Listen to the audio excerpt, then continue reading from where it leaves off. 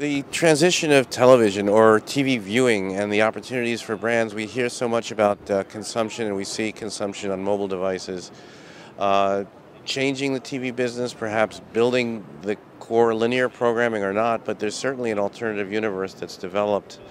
Tell us how brands, we've seen YouTube, we've seen the new fronts, we've seen a lot of developments. How do brands play in this sort of changing television world, and how might that unfold? So there's a media challenge and a creative challenge that always goes with this.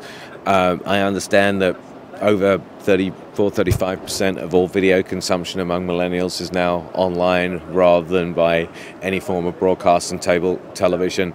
It's worth noting, I think, that the dent in TV viewing that's being made in many parts of the world by over-the-top, so not just short-form viewing, but obviously Netflix, Hulu, Amazon Prime, HBO in some markets going over the top is increasing the volume of ad-free television that people are consuming. I think in terms of the mass market, however, in terms of the sort of short-run economics for broadcast television, there are still a hell of a lot of people that have regular jobs that go home at night and want to eat and drink a beer or a Coke and sit there and watch regular TV.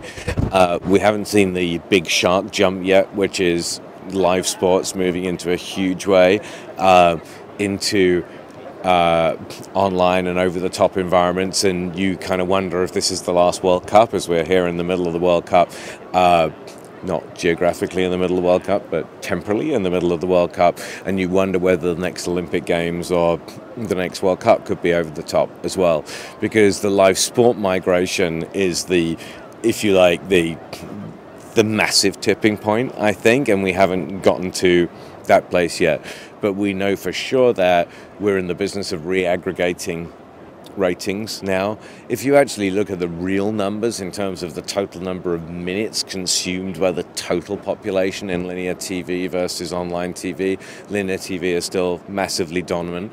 The TV broadcasters and the program makers have also been super smart about how to leverage digital and social on-demand and over-the-top platforms to actually build more life into series, and the tales of the binge-viewing to build audiences of shows like Breaking Bad and so forth are kind of incredibly well documented. So it's a double-edged sword. I think for advertisers, the fear is that if you head gradually towards a world where more TV is over the top, where more TV is ad-free, where more video is short form and more consumption is on devices that are 4 or 5 inches across, then the media strategies and the creative strategies that go with it have to adapt. I still think there's runway there to get it right. I think we've started seeing some work that works interestingly across those platforms. We're going to talk here at MediaCom at Cannes tonight about some of those for Volvo and people like that, big award-winning work that's mostly been seen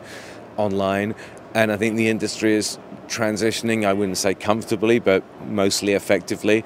And as Rashad Tabakawala said a couple of years ago at a conference, the advertising industry is the cockroach of commerce, and they keep treading on us, yet somehow we come back and we'll keep going. And I think it's the same for the media guys and the creative guys, and that kind of makes me happy.